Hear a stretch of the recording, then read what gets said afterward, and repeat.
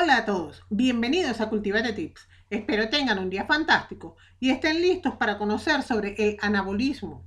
Y ya, sin más demora, empezamos. Hace aproximadamente 2.500 millones de años surgió en un grupo de bacterias uno de los procesos anabólicos más increíbles e importantes para el desarrollo de la vida en la Tierra, la fotosíntesis.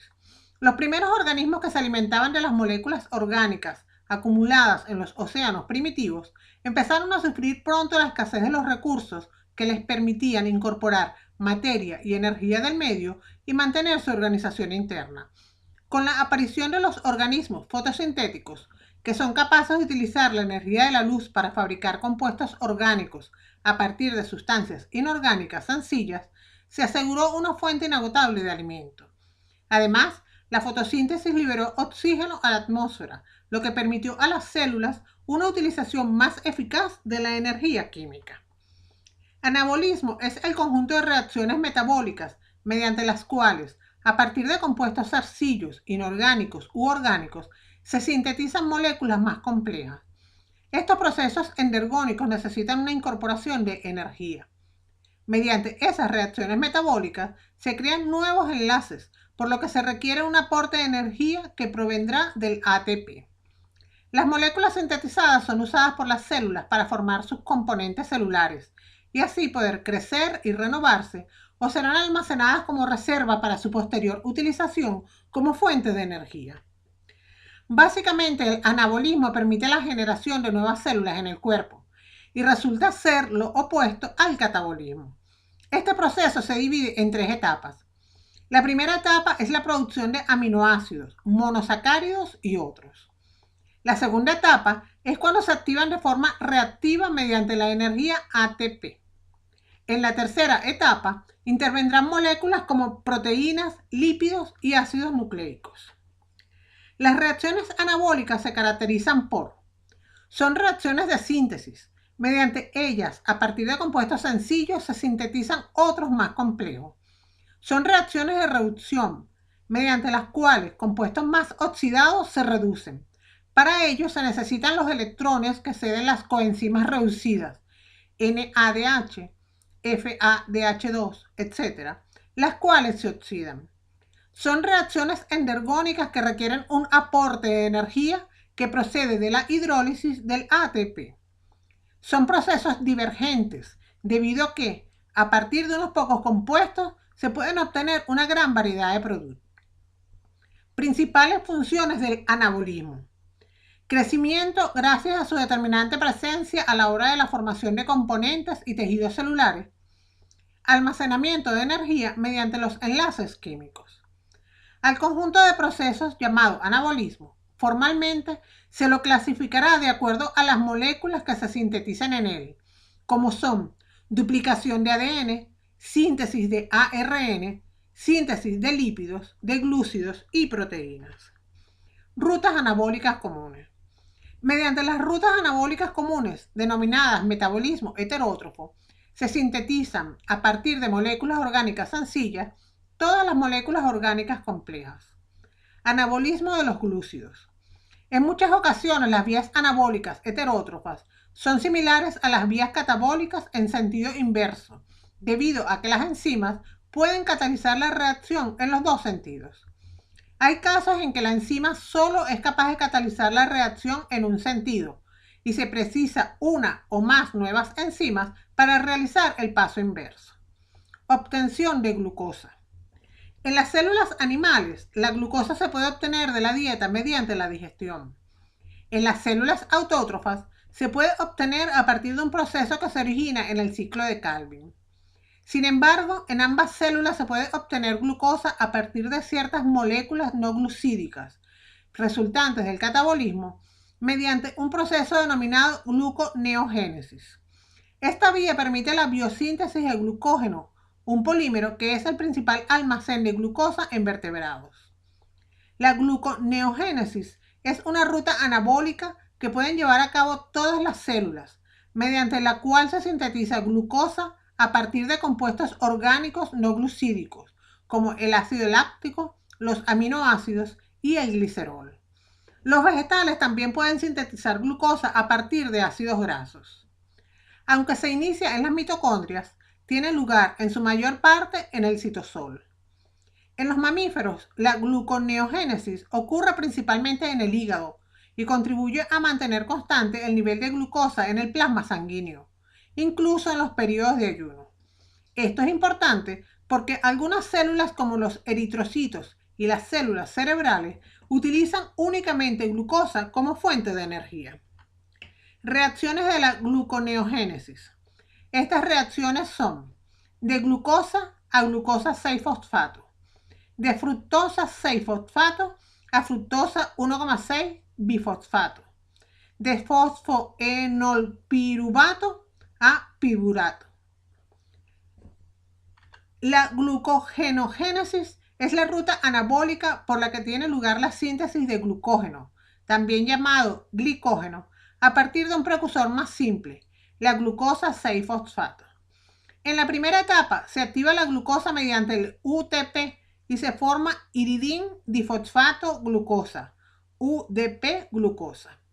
En la segunda etapa se añaden las moléculas de glucosa procedentes de la UDP glucosa a la molécula de glucógeno en formación. Anabolismo de los lípidos. Los lípidos más importantes con función de reserva son los triacilglicéridos. Su biosíntesis requiere primero la obtención por separado de sus dos componentes, los ácidos grasos y la glicerina. La glicerina se sintetiza a partir de moléculas de glucosa, en una serie de reacciones en partes comunes a las de la glucólisis. Los ácidos grasos se forman a partir del ácido pirúvico, que se une a la coenzima A para formar acetilcoenzima A. Anabolismo de las proteínas. Las plantas pueden sintetizar todos los aminoácidos, los animales solo algunos. El resto los incorpora en la dieta. Se sintetizan en el citosol mediante rutas específicas. Primero se sintetiza el esqueleto carbonado a partir de diferentes metabolismos de la glucólisis y del ciclo de Krebs. Posteriormente, se incorpora el grupo amino, que puede obtenerse por transmisión de otros aminoácidos. La unión de estos aminoácidos en el orden que determina el ADN da lugar a las proteínas. Rutas anabólicas en organismos autótrofos. Los organismos autótrofos no dependen de otros para vivir y además posibilitan la vida a los demás organismos heterótrofos. Son los seres que necesitan la luz para fabricar su propio alimento. Son los vegetales o plantas, ya que absorben la energía solar para transformarla en energía química. Necesitan CO2, H2O, clorofila, que es el pigmento de color verde que contienen todos los vegetales, y energía solar. Dependiendo de la fuente de energía que utilice el organismo autótrofo, las rutas anabólicas serán diferentes y pueden ser de dos tipos. Organismos autótrofos fotosintéticos que llevan a cabo la fotosíntesis, utilizando la energía de la luz para construir las moléculas orgánicas. Entre ellos están las algas, las plantas y algunas bacterias como las cianobacterias. Y los organismos autótrofos quimiosintéticos, que realizan rutas anabólicas de quimiosíntesis, transformando la energía inorgánica en orgánica, utilizando la energía liberada en reacciones químicas exergónicas. Entre estos organismos se encuentran algunas bacterias como las del nitrógeno, las del azufre o las del hierro. La fotosíntesis. La fotosíntesis es el proceso químico más importante en la Tierra, mediante el cual se sintetizan sustancias orgánicas a partir de la energía lumínica solar. La fotosíntesis es un proceso que lleva a cabo las células fotolitótrofas en el que, utilizando la energía luminosa capturada por ciertos pigmentos, se sintetiza materia orgánica a partir de materia inorgánica. Todas las plantas que realizan la fotosíntesis son organismos fotoautótrofos. Su ecuación global puede escribirse o describirse de la siguiente manera: CO2 más agua más luz lleva a materia orgánica más oxígeno. Gracias a la energía luminosa, las plantas convierten el agua del suelo y el dióxido de carbono del aire en glucosa, un nutriente esencial que les provee energía y permite la fabricación de la celulosa. La fotosíntesis, forma básica de nutrición del reino Plantae, tiene lugar en los cloroplastos, que presentan un pigmento llamado clorofila. Este interviene en el proceso fotosintético y dota del característico color verde a las plantas. El CO2 puede sustituirse en esta ecuación por sales minerales como nitratos o sulfatos, que también se incorporan a la materia orgánica por este procedimiento. La fotosíntesis tiene lugar principalmente en los cloroplastos, como hemos dicho, siendo la principal función que desempeña este orgánulo en las células de las plantas verdes y de las algas. Sin embargo, algunas células procariotas, como ciertas bacterias y las algas cianofíceas, también realizan la fotosíntesis a pesar de no poseer estos orgánulos, ya que poseen pigmentos fotosintéticos asociados a sus respectivas membranas plasmáticas. Importancia de la fotosíntesis. La importancia de la fotosíntesis reside en su condición de ser una indispensable fuente energética para la biosfera en su totalidad, como unidad integrada a la dinámica del planeta Tierra. Las plantas verdes nos ayudan a generar oxígeno, pero también hay otras áreas en las que su aportación es fundamental. La fotosíntesis fue causante del cambio producido en la atmósfera primitiva, que era anaerobia y reductora. Mantiene el equilibrio de los gases atmosféricos. Gracias a la fotosíntesis, el oxígeno consumido en la respiración y la combustión puede reemplazarse, evitando el incremento de dióxido de carbono que a la larga podría perjudicarnos.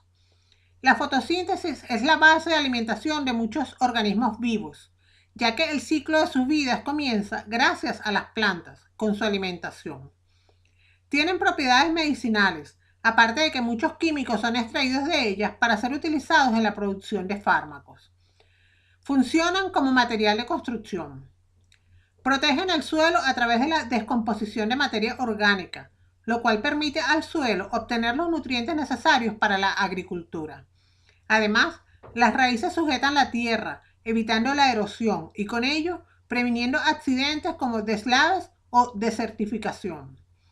De la fotosíntesis depende también la energía almacenada en combustibles fósiles como carbón, petróleo y gas natural.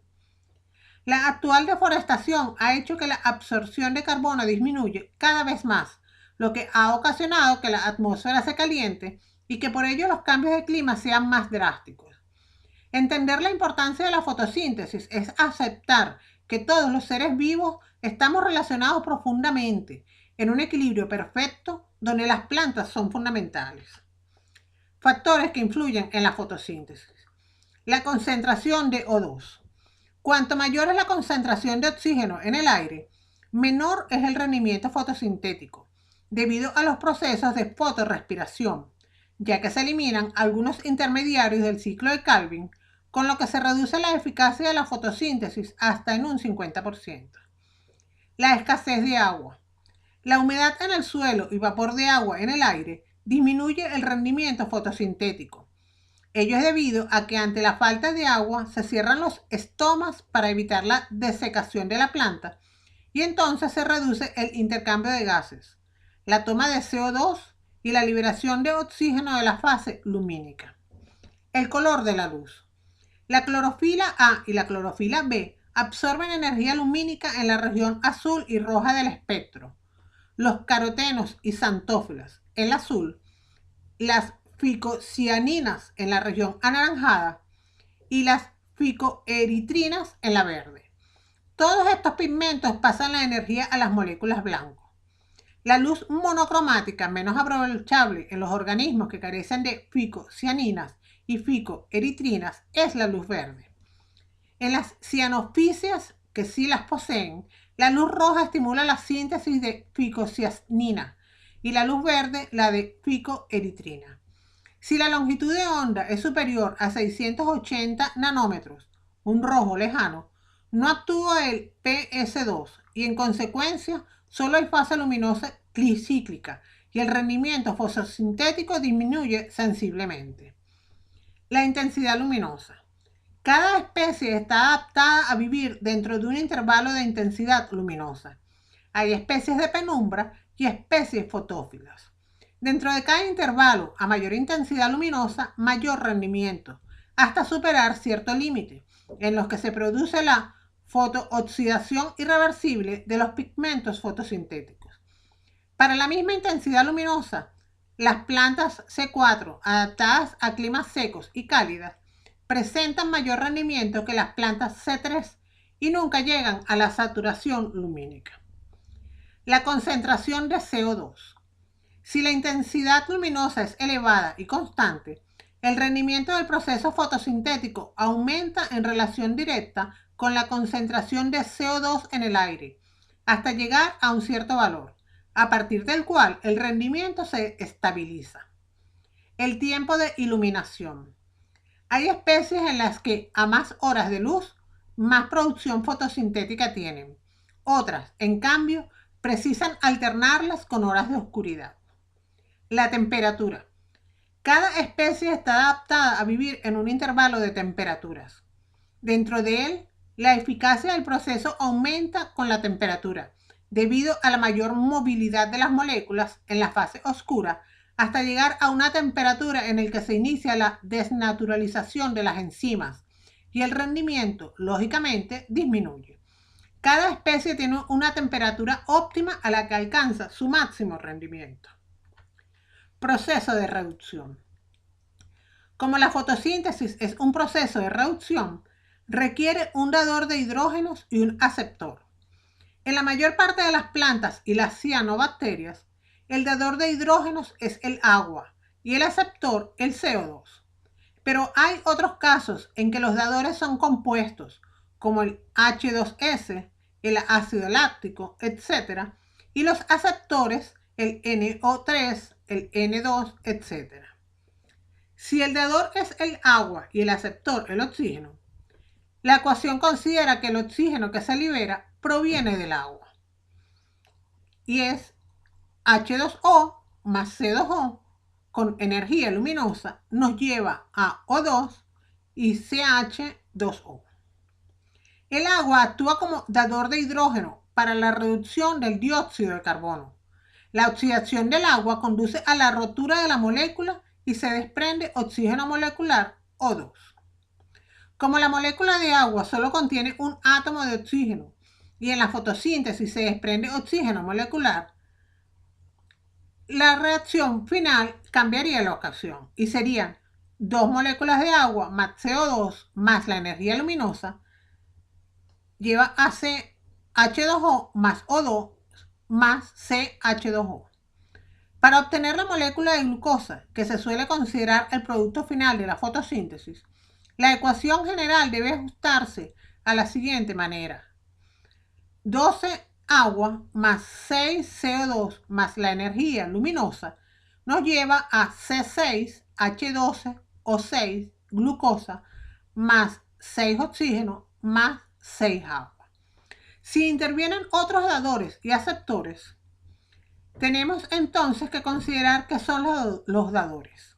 Aunque la molécula reductora, dador de hidrógeno más utilizada es el agua, algunos organismos como las bacterias, excepto las cianofíceas, emplean como dadores de hidrógeno otros sustratos, como el ácido sulfídrico o el ácido láctico. En este caso, al no intervenir la molécula de agua, no se produce liberación de O2 a la atmósfera. Este tipo de fotosíntesis recibe el nombre de anoxigénica. Aceptores. El CO2 es el principal aceptor de protones de la fotosíntesis. Sin embargo, determinadas plantas y bacterias pueden utilizar el nitrato y el sulfato como aceptores electrónicos en lugar del dióxido de carbono. La fotosíntesis oxigénica. Como hemos mencionado anteriormente, es aquella en la que la fuente de electrones es el agua. Se combina el dióxido de carbono con los hidrógenos que proceden del agua. Esta, al perder sus hidrógenos, liberará O2. La realizan vegetales eucariotas, excepto los hongos, y cianobacterias. Puede ser dividida en fase luminosa, en donde se transforma la energía luminosa de la luz en energía química en forma de ATP y poder reductor, NADPH.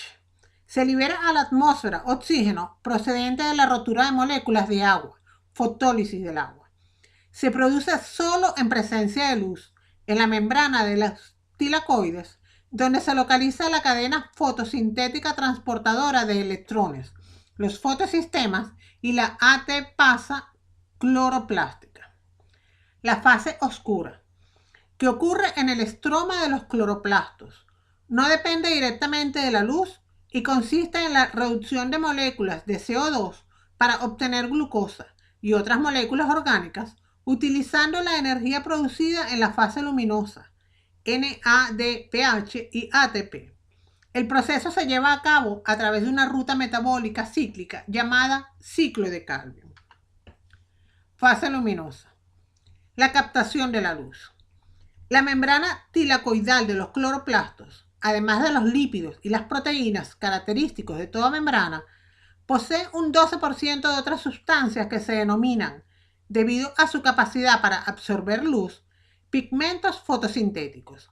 Existen dos tipos principales de pigmentos, las clorofilas A y B, pero también hay otros pigmentos secundarios, los carotenos y xantofilas. Ambos tienen en común el poseer un sistema de dobles enlaces conjugados, dobles enlaces que se alternan con enlaces sencillos.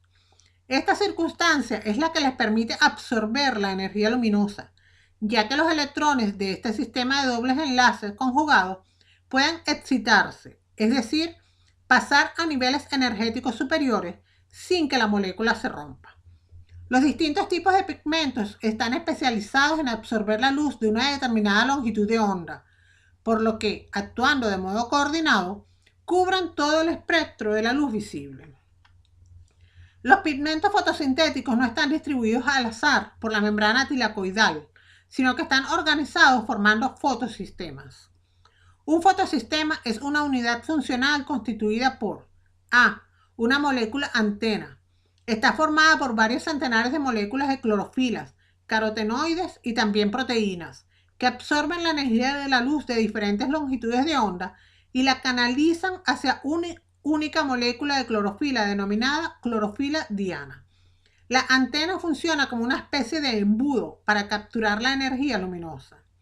B. Un centro de reacción. Está formado por la clorofila diana, un dador de electrones y un aceptor de electrones que puede variar de unos fotosistemas a otros. Fotosistemas de las células fotosintéticas. Existen dos tipos de fotosistemas. El fotosistema 1, PS1, llamado P700, por presentar un máximo de absorción de luz de 700 nanómetros. La clorofila especial de esos centros se denomina pigmento 700 o P700. El fotosistema 2, PS2, que difieren en el tipo de clorofila diana que poseen, siendo su máxima absorción de 680 nanómetros, y su clorofila entonces se denomina P680. Funcionamiento de un fotosistema. Cuando una molécula del pigmento absorbe la luz, pasa de un estado fundamental a un estado excitado. Esto significa que un electrón pasa a tener un orbital de mayor energía, que está más lejos del núcleo. Un pigmento excitado es inestable y tiene varias opciones disponibles para llegar a ser más estable. Por ejemplo, puede transferir su energía extra o su electrón excitado a una molécula vecina. Transporte no cíclico de electrones. En esta fase se producen tres fenómenos: fotólisis del agua, síntesis de poder reductor NADPH, síntesis de energía en forma de ATP. La fase luminosa acíclica, también llamado esquema en Z, comienza al llegar fotones de la luz al fotosistema 2, P680. Los fotones de luz excitan al pigmento diana P680 de este fotosistema, el cual pierde tantos electrones como fotones absorbe. Tras esta excitación, los electrones pasan por una cadena transportadora de electrones, formados por los transportadores de electrones como la plastoquinona, PQ, el complejo de los citocromos, BF, y la plastocianina, PC, moléculas capaces de ganar y perder esos electrones. Pero para que se puedan recuperar los electrones que perdió el fotosistema P680, se produce la hidrólisis de agua, fotólisis del agua, que se descompone en 2 H positivos y 2 electrones y un átomo de oxígeno. El átomo de oxígeno unido a un segundo átomo formará una molécula de O2 y es eliminado al exterior. El oxígeno liberado durante el día por las plantas se origina en este proceso. Este proceso se realiza en la cara interna de la membrana de los tilacoides. Por último, los electrones son introducidos en el interior del tilacoide por el citocromo Bf, que actúa como una bomba de protones mandándolos al espacio tilacoidal y creando un gradiente de hidrógeno positivo, igual que ocurría en la mitocondria, hipótesis quismomótica de Michel, a ambos lados de la membrana. Esto hace salir protones a través de las ATP sintetasas, con la consiguiente síntesis de ATP que se acumula en el estroma, fosforilación del ADP. Por otro lado, los fotones también inciden en el fotosistema 1, P700. La clorofila P700 pierde 2 electrones que son captados por aceptores sucesivos. Los electrones que la clorofila pierde son repuestos por la plastocianina PC, que lo recibe del citocromo Bf. Al final, los electrones pasan a la enzima NAD reductasa y se forma NADPH, fotorreducción del NADP. La fotofosforilación. La fotofosforilación es la forma por la cual los organismos fotosintéticos captan la energía de la luz solar, produciendo ATP. Este fenómeno incluye innumerables reacciones, las cuales ocurren en los cloroplastos. En la fotofosforilación acíclica, cuando los pigmentos, clorofila y las moléculas de agua son alcanzados por fotones, partículas de luz, existe liberación de electrones. Los electrones liberados por la clorofila son capturados por hidrógenos, que por su parte son capturados por moléculas de NAD. Luego de formado el NADH2, es responsable por la formación de ATP. La clorofila entonces queda con deficiencia de electrones. Los electrones liberados por la rotura del agua sustituyen los perdidos por la clorofila. La rotura o quiebre del agua libera oxígeno producido por la fotosíntesis. Transporte cíclico de electrones. La fotofosforilación se refiere al uso de la energía de la luz para suministrar en última instancia la energía para convertir el ADP en ATP, reponiendo por lo tanto la moneda universal de energía en los seres vivos. En los sistemas más simples, en las procariotas, la fotosíntesis se utiliza solo para la producción de energía y no para la construcción de moléculas biológicas. En estos sistemas hay un proceso llamado fotofosforilación cíclica, que solo lleva a cabo el proceso de conversión de ADP en ATP para obtener energía inmediata para estas células. Este proceso utiliza solo el fotosistema 1 y la clorofila P700. En la fotofosforilación cíclica, los electrones liberados por la acción de los fotones vuelven a los pigmentos iniciales, luego de haber sido utilizados en la producción de ATP. No hay fotólisis del agua ni desprendimiento de oxígeno a la atmósfera, debido a que no interviene el PS2. Se llama cíclica porque los electrones son reutilizados por la clorofila. Es una forma alternativa de producción de ATP. La fotofosforilación acíclica es la más utilizada por las células. La fase oscura. Las reacciones de la fase oscura tienen lugar en el estroma, espacio interior de los cloroplastos, y en el estroma en sí. La energía química del ATP y NADPH obtenidos durante la fase luminosa es utilizada para fijar el CO2 y las sales minerales en forma de materia orgánica. Por lo tanto, aunque estas reacciones pueden transcurrir en ausencia de luz, dependen de los productos de la fase luminosa. Es más, el tiempo durante el que dichas reacciones tienen lugar en la oscuridad es muy limitado y solo se prolonga mientras los productos de la fase luminosa no se agotan por completo, por lo que quizás la denominación de fase oscura no sea del todo afortunada. Las reacciones son diferentes según se trate de la fijación del CO2 o de las sales minerales. La reducción de CO2, el ciclo de Calvin. El ciclo de Calvin se divide en 3 fases. Fijación del carbono. La fijación fotosintética del CO2 se lleva a cabo mediante una ruta metabólica cíclica conocida como ciclo de Calvin en honor a su descubridor. Se trata de una ruta muy compleja que pudo haber evolucionado a partir de la ruta de las pentosas. Una molécula de CO2 se combina con una molécula aceptora de 5 carbonos, ribulosa 1,5 bifosfato, RUBP.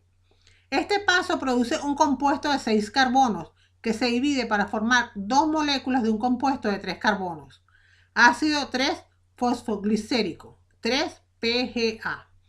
Esta reacción es catalizada por la enzima RUBP, carboxilasa oxigenasa o rubisco. En el primer paso del ciclo, una enzima apodada rubisco, que es RUBP carboxilasa oxigenasa, cataliza la fijación del CO2 a un azúcar de 5 carbonos llamada bifosfato de ribulosa, RUBP. Sin embargo, la molécula de 6 carbonos resultantes es inestable y rápidamente se divide en dos moléculas de un compuesto de 3 carbonos llamado 3-fosfoglicerato, 3-PGA. Así, por cada CO2 que entra en el ciclo, se producen dos moléculas de 3-PGA. Reducción. En la segunda etapa, el ATP y NADPH se utilizan para convertir las moléculas de 3-PGA en moléculas de azúcar de 3 carbonos, gliceraldehído 3-fosfato, G3P. Esta etapa se llama así porque la NADPH debe donar sus electrones o reducir a un intermedio de 3 carbonos para formar el G3P. La etapa de reducción del ciclo de Calvin, que necesita ATP y NADPH, convierte el 3-PGA de la fase de fijación en un azúcar de 3 carbonos. Este proceso ocurre en dos pasos principales. En primer lugar, cada molécula de 3-PGA recibe un grupo fosfato del ATP y se convierte en una molécula con doble fosforilación llamada 1,3 bisfosfoglicerato y deja al ADP como subproducto. En segundo lugar, las moléculas de 1,3 bisfosfoglicerato se reducen, ganan electrones. Cada molécula recibe 2 electrones de la NADPH y pierde uno de sus grupos fosfatos para convertirse en un azúcar de 3 carbonos llamada gliceraldehído 3-fosfato, G3P.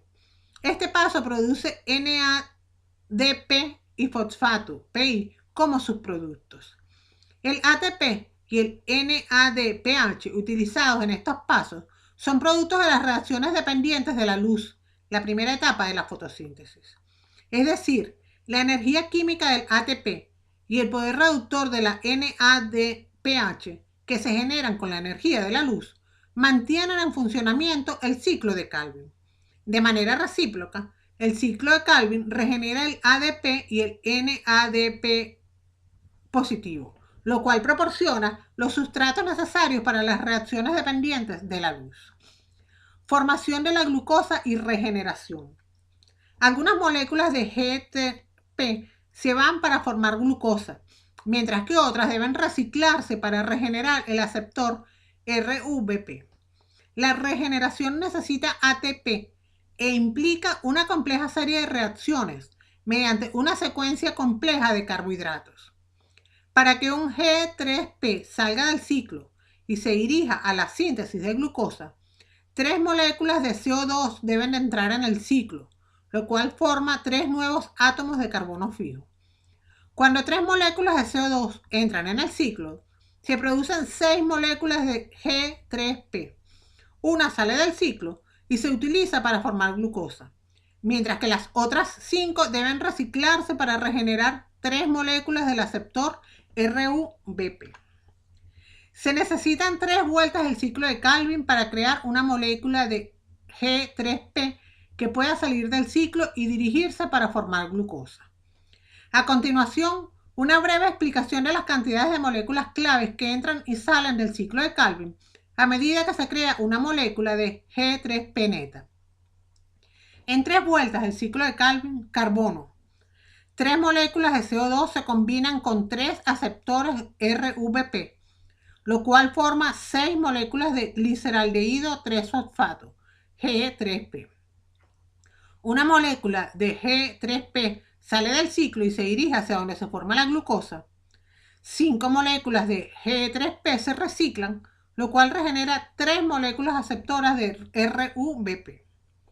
ATP. 9 moléculas de ATP se convierten en 9 ADP, 6 durante la etapa de fijación y 3 durante la etapa de regeneración. NADPH. 6 moléculas de NADPH se convierten en 6 moléculas de NADP positivo durante la etapa de fijación. Una molécula de G3P contiene 3 átomos de carbono fijo, por lo que toma 2 G3P para formar una molécula de glucosa de 6 carbonos. Se necesitan 6 vueltas del ciclo, o 6 CO2, 18 ATP y 12 NADPH para producir una molécula de glucosa. La quimiosíntesis. La quimiosíntesis es un proceso anabólico autótrofo que llevan a cabo las células quimiautótrofas, las cuales son capaces de utilizar la energía liberada en la oxidación de moléculas inorgánicas sencillas para fijar la materia inorgánica en forma de materia orgánica en lugar de utilizar la luz como fuente de energía. Solo un reducido número de bacterias, entre las que destacan las bacterias del suelo que oxidan el amoníaco a nitritos y estos a nitratos, pueden llevar a cabo este proceso. Cuando un organismo autótrofo alcanza la quimiosintesis, se espera que los quimiosintéticos muestren cierta atracción a las moléculas inorgánicas reducidas que se hallan en el medio, siendo las más importantes el sulfuro de hidrógeno H2S, el hidrógeno, el hierro ferroso Fe2, el tiosulfato S2O y el azufre elemental. Los electrones que han sido extraídos de dichos sustratos entran en una cadena que los transporta, de modo similar a la respiración aeróbica, la cual consiste en extraer energía de moléculas orgánicas. La quimiosintesis, de manera análoga a la fotosíntesis, consta de 2 fases. En la primera fase, análoga a la fase luminosa de la fotosíntesis, se obtiene energía química en forma de ATP y coenzimas reducidas a partir de la oxidación de compuestos inorgánicos sencillos, tales como amoníaco, nitritos, azufre y sus derivados, hierro y otros. Cada grupo de organismos quimiosintéticos está especializado en la obtención de energía a partir de un determinado tipo de compuestos inorgánicos. En la segunda, el ATP y coenzimas reducidos obtenidos en la fase anterior son utilizados para reducir compuestos inorgánicos, transformándolos en compuestos orgánicos. Esta segunda fase es muy similar, tanto para el carbono como para el nitrógeno, a la fase oscura de la fotosíntesis. Tipos de seres quimiosintéticos.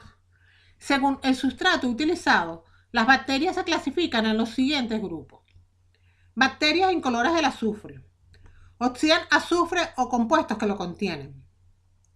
Estas bacterias forman el ácido sulfídrico procedente de la descomposición de la materia orgánica, que abunda en las aguas residuales, toda clase de agua que haya sufrido un descenso de calidad a causa de la influencia antropogénica, o sea, como resultado del accionar del ser humano. Bacterias del nitrógeno.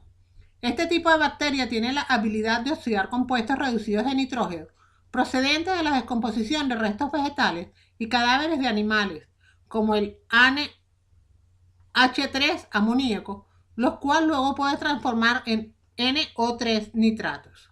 Las plantas pueden asimilar dichos nitratos luego de la transformación. Dentro de este grupo se encuentran las bacterias nitrosificantes que oxidan el amoníaco a nitritos y las bacterias nitrificantes que oxidan los nitritos a nitratos. Bacterias del hierro. A través de la oxidación pueden dar compuestos férricos a partir de ferrosos como Fe2 a férricos, Fe3. En otras palabras, estas bacterias son capaces de transformar en yacimientos de óxidos de hierro los depósitos minerales de carbonatos de hierro. Bacterias del hidrógeno. Quimioautótrofas facultativas, ya que pueden utilizar el hidrógeno molecular. Hemos llegado al final de la explicación. Espero les haya gustado. No olvides suscribirte a Cultívate Tips si aún no lo haces, darle al botón de me gusta si te ayudé a conocer mejor este tema y puedes dejar tus dudas y comentarios sobre el video en la sección de comentarios. Además, ahora puedes seguirme en mis redes sociales de Cultívate Tips. Que tengas un lindo día. Adiós. La segunda etapa es cuando se activan de forma reactiva mediante la energía ATP. En la tercera etapa intervendrán moléculas como proteínas, lípidos y ácidos nucleicos. Las reacciones anabólicas se caracterizan son reacciones de síntesis. Mediante ellas, a partir de compuestos sencillos, se sintetizan otros más complejos. Son reacciones de reducción, mediante las cuales compuestos más oxidados se reducen. Para ello se necesitan los electrones que ceden las coenzimas reducidas, NADH, FADH2, etc., las cuales se oxidan. Son reacciones endergónicas que requieren un aporte de energía que procede de la hidrólisis del ATP. Son procesos divergentes, debido a que, a partir de unos pocos compuestos, se pueden obtener una gran variedad de productos. Principios sentidos. Hay casos en que la enzima solo es capaz de catalizar la reacción en un sentido y se precisa una o más nuevas enzimas para realizar el paso inverso. Obtención de glucosa. En las células animales, la glucosa se puede obtener de la dieta mediante la digestión. En las células autótrofas se puede obtener a partir de un proceso que se origina en el ciclo de Calvin. Sin embargo, en ambas células se puede obtener glucosa a partir de ciertas moléculas no glucídicas, resultantes del catabolismo, mediante un proceso denominado gluconeogénesis. Esta vía permite la biosíntesis del glucógeno, un polímero que es el principal almacén de glucosa en vertebrados. La gluconeogénesis es una ruta anabólica que pueden llevar a cabo todas las células, mediante la cual se sintetiza glucosa a partir de compuestos orgánicos no glucídicos. Principales funciones del anabolismo. Crecimiento gracias a su determinante presencia a la hora de la formación de componentes y tejidos celulares. Almacenamiento de energía mediante los enlaces químicos. Al conjunto de procesos llamado anabolismo, formalmente se lo clasificará de acuerdo a las moléculas que se sintetizan en él, como son duplicación de ADN, síntesis de ARN, síntesis de lípidos, de glúcidos y proteínas. Rutas anabólicas comunes.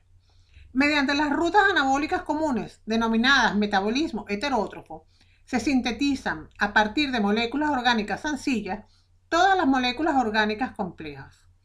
Anabolismo de los glúcidos. En muchas ocasiones las vías anabólicas heterótrofas son similares a las vías catabólicas en sentido inverso, debido a que las enzimas pueden catalizar la reacción en los dos, una utilización más eficaz de la energía química. Anabolismo es el conjunto de reacciones metabólicas mediante las cuales, a partir de compuestos sencillos, inorgánicos u orgánicos, se sintetizan moléculas más complejas. Estos procesos endergónicos necesitan una incorporación de energía. Mediante esas reacciones metabólicas se crean nuevos enlaces, por lo que se requiere un aporte de energía que provendrá del ATP. Las moléculas sintetizadas son usadas por las células para formar sus componentes celulares y así poder crecer y renovarse, o serán almacenadas como reserva para su posterior utilización como fuente de energía.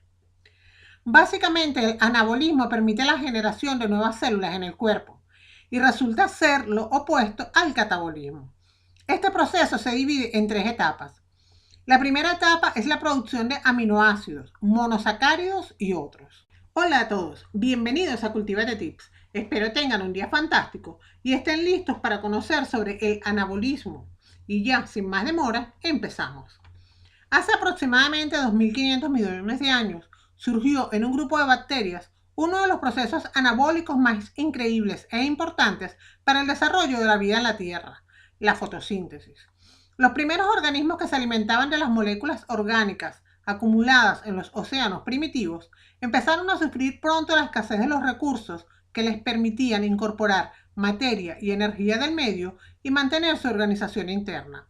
Con la aparición de los organismos fotosintéticos, que son capaces de utilizar la energía de la luz para fabricar compuestos orgánicos a partir de sustancias inorgánicas sencillas, se aseguró una fuente inagotable de alimento. Además, la fotosíntesis liberó oxígeno a la atmósfera, lo que permitió a las células